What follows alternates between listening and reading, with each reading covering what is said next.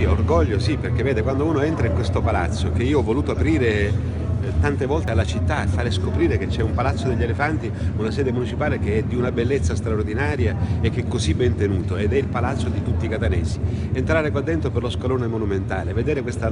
rassegna di dipendenti comunali, con la livrea settecentesca, con la parrucca, con la mazza, con il senso e l'orgoglio. Avete visto anche i meccanici che portano avanti il fercolo, come sono orgogliosi di servire. Questa è una grande città, è una città che deve riscoprire insieme ai suoi mille problemi, che neanche per un attimo noi dobbiamo trascurare, neanche per un attimo, ma dobbiamo riscoprire il senso e l'orgoglio di essere cittadini di una grande città metropolitana tra le più belle e più importanti d'Italia. E poi l'emozione, consentitemi di dire, mi sono venuti i lacrimoni agli occhi, lo dico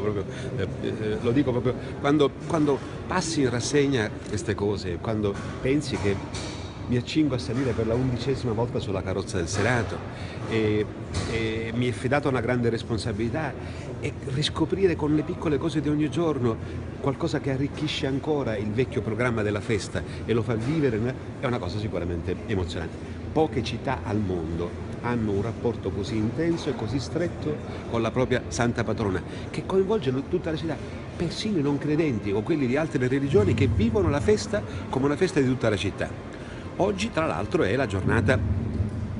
non della festa religiosa, ma di quella civica. La processione a cui mi accingo a partecipare, avendo il privilegio di arrivarci con la carrozza settecentesca, è la processione con cui la città offre il cero alla Santa, e quindi la processione civile, e infatti ci sono tutte le autorità civili ed è un momento anche questo di intensa partecipazione. Quest'anno siamo anche alletati da un tempo spettacolare e quindi